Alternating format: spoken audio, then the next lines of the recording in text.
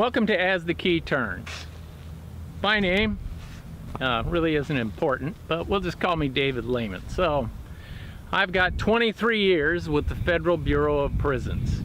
I was nothing else, never did another job than correctional officer, guard, CO, hack, whatever you want to call it, at USP Marion. And when I started there in 1989, we were the maximum security prison for the United States. We replaced Alcatraz, and we were the predecessor to the ADX in Colorado. And over my 23 years, I saw a bunch of things kind of like this Jeffrey Epstein thing that you've just seen. This is prototypical of what I'm talking about. What happened in the Epstein case is the media goes on a frenzy, and then everybody starts turning over rocks to see what somebody has done wrong. Now, I was able to predict fairly accurately, I'd say, go back and look at some of my other videos, as to what had occurred in the Jeffrey Epstein case, because I've seen it before. The Bureau of Prisons has a personality, and they follow a pattern. Kind of like your dad. You know, your dad, he just hates tomatoes, and in all of its forms. So you know that he'll never use ketchup. So when you heard somebody say, "Oh yeah, I saw your dad and he was really slapping the ketchup to something," you know that that's false. That isn't going to happen. He don't do that. Well, with the Bureau of Prisons, there's things that they do always do.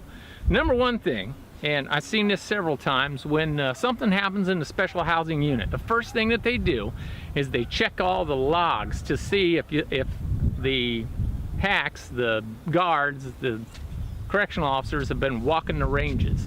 And what they do,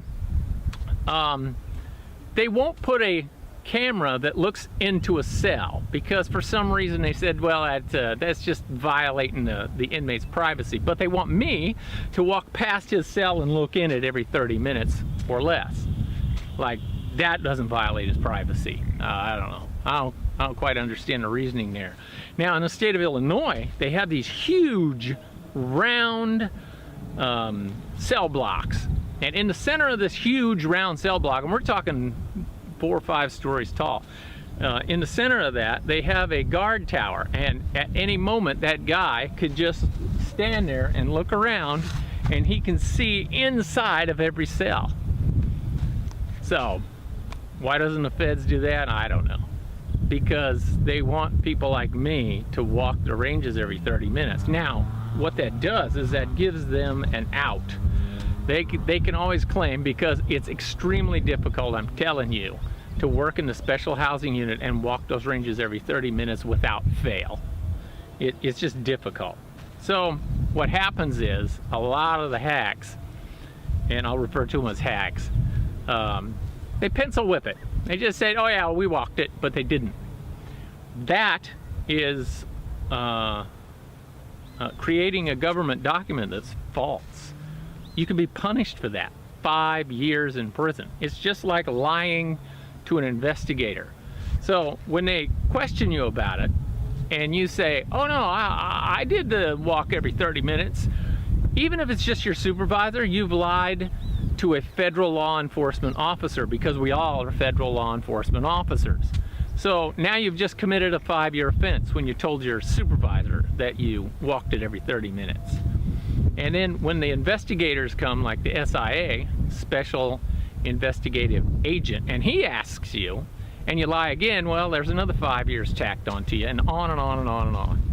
So that's one thing, and they always do it. In SHU, when something happens, the number one thing they do is they check those logs. And then if you were if you pencil whipped any of them, they go back and they look at the video, because they're available for about 30 days. And then they said, oh, well, here it says you walked at 3:25, and I don't see anybody walking. Matter of fact, nobody walked for 45 minutes. You created a false report. 5 years in a penitentiary if we want to. Usually what they do is they allow you to resign. That's what they usually do.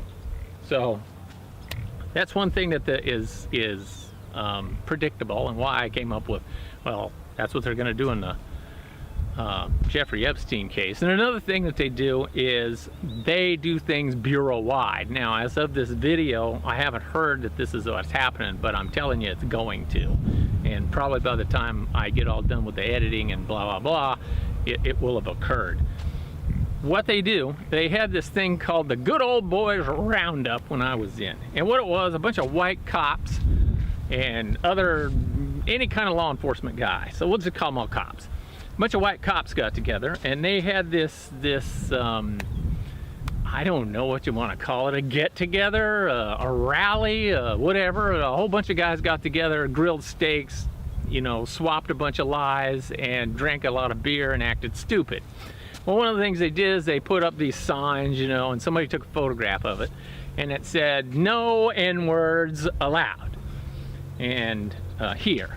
And then they put up, like, you know, little skull and crossbones and stuff. So in other words, if you're a black guy and you went there, you weren't welcome.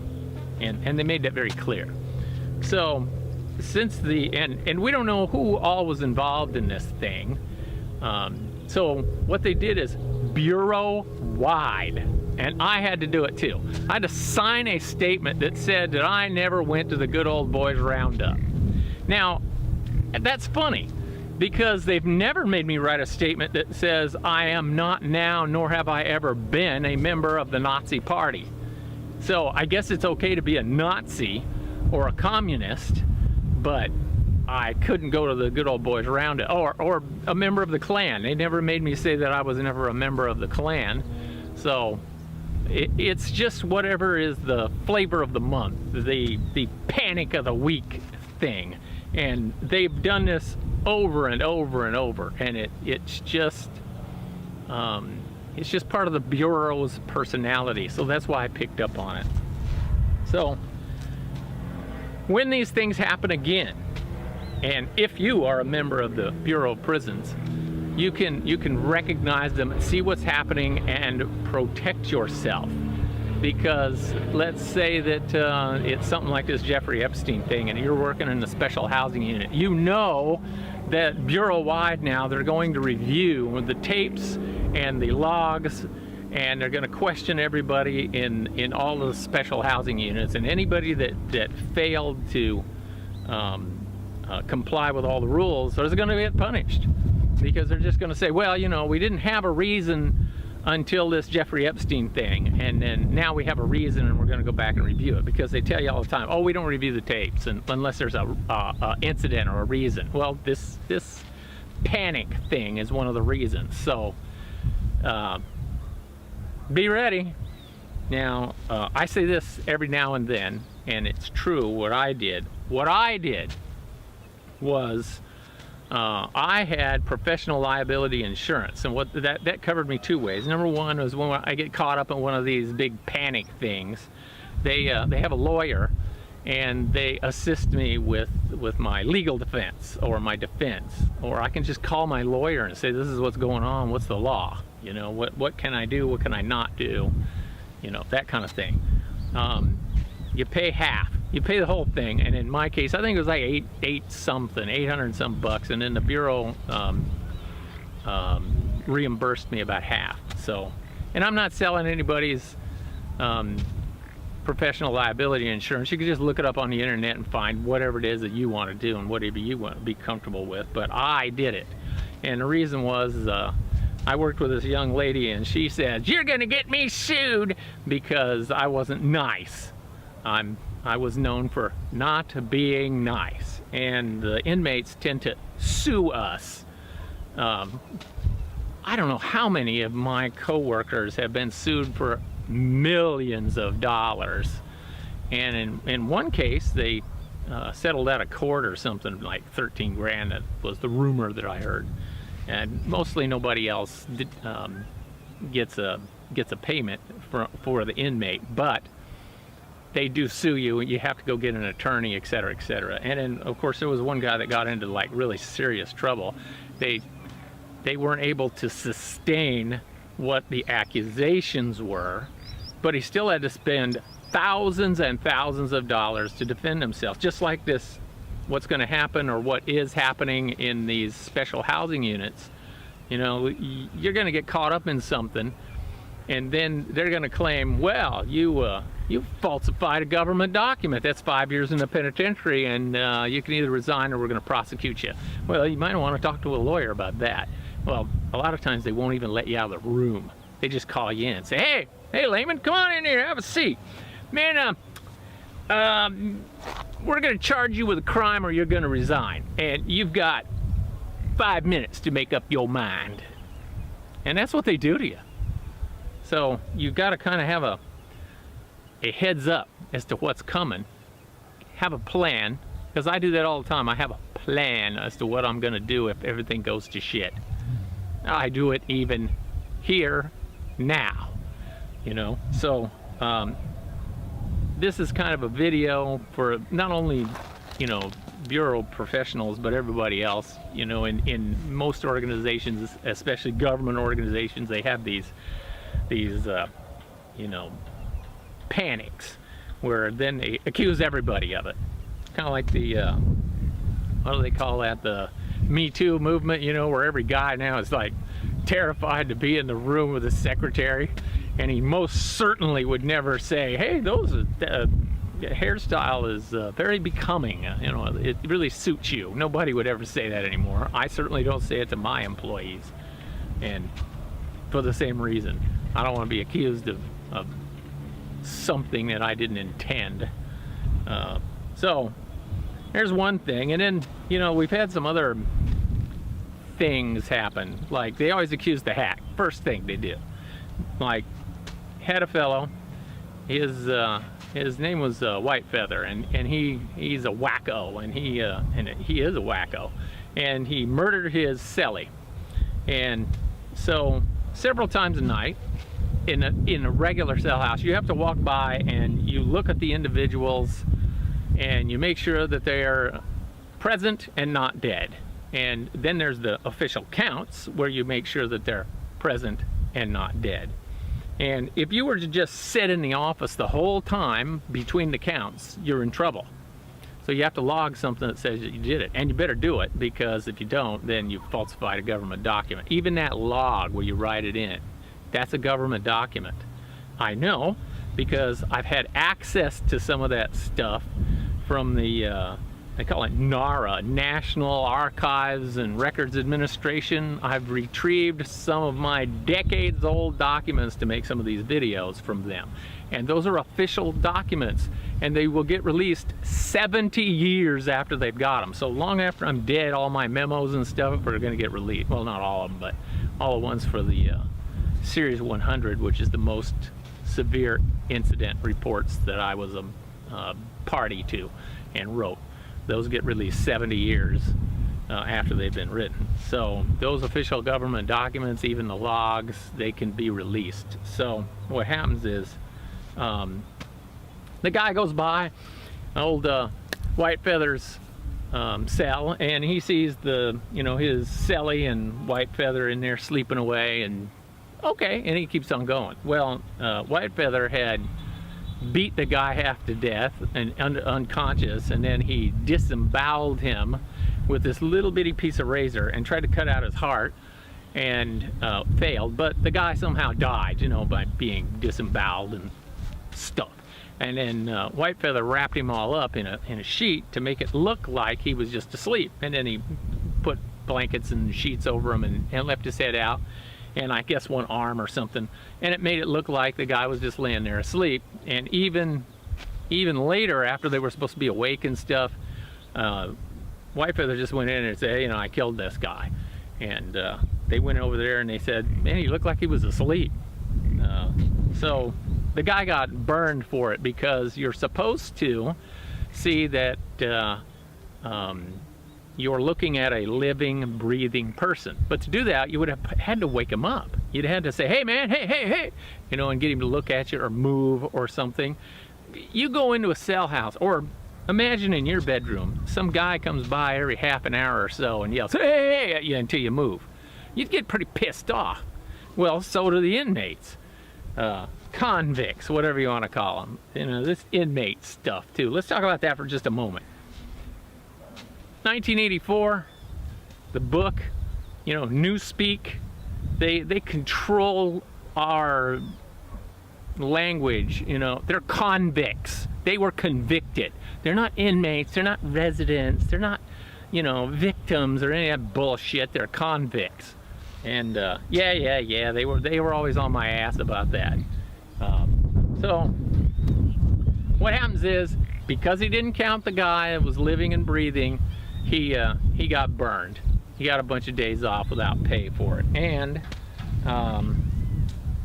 if he would have woken them up, he would have gotten burned, because he would have started a major incident or an incident. You know, the thugs would have all started throwing out stuff. The convicts would have been flinging shit. They'd have filed a complaint and they would have pulled him out of the unit. Happens all the time. I know guys that do just that. They make sure that you're there because they work SHU, and by God, when they work SHU, they walk every 30 minutes and they make sure that they're looking at a living, breathing guy. If they got to wake your ass up, then that's what they do. And then it drives the inmates crazy.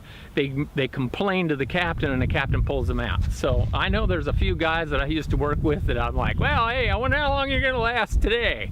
You know, are you gonna make it to the shift, or at least the week? And usually within the first week or two, with these particular guys that are very particular to follow all the rules, are pulled out of the unit, sent somewhere else. So that's what happens in the Bureau of Prisons when they get this mania going, and especially when the president is talking about it, the attorney general and the assistant attorney general is receiving hourly reports on something. You know, everybody's weak, and they move out and disgrace a warden. That's almost unheard of. I cannot remember ever hearing of a warden being removed from their post, ever, for anything. So when something like that happens, all the wardens are frightened, and they're all going to have an investigation into their SHU. So it's not unheard of, it's not surprising, and it's all based on the history that I've had with the Bureau of Prisons. So take my word, Mr. 23 years, you know. And you can retire once you are eligible at any moment. I have seen an officer retire that morning, like he just said, no, I'm retired today, and walked out the front door. I had made up my mind, called Grand Prairie, which is where they retire you from. They do all the paperwork there. They don't do it locally anymore. They used to. When the other guy did it, he did it locally. When I did it, I called Grand Prairie and said, hey, not today, but end of shift tomorrow, I'm retired. 4 o'clock, I'm walking out the door and I'm never coming back. I want to be retired. Well, I had intended at the end of the shift, because I got off at like 3:30, I was going to stop by the captain's office and say, hey, tomorrow, end of shift, I'm done, bye. And it's because the day before I'd gotten in a fist fight with an inmate, and they all went into panic. Oh my God, he hit a convict, oh no. And I said, yeah, I'm done with this crap. I can't take this anymore. So I had intended to stop off and see the captain and retire. And Grand Prairie called him looking for me because they had some questions about paperwork, and he calls me and said, are you retiring? I said, yeah, as a matter of fact I am. I was going to come in and see you.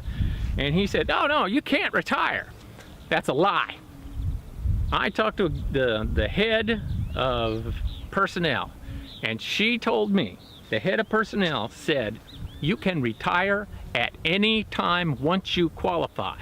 And I said, so what happens if I'm in big trouble? Like, say this Epstein case thing, right? Like, I'm working at another prison, and they do a review of everything, and they find that I didn't walk all the times that I said I did, or I didn't walk when I said I walked, or something like that, or I didn't walk and I didn't report it, and whatever.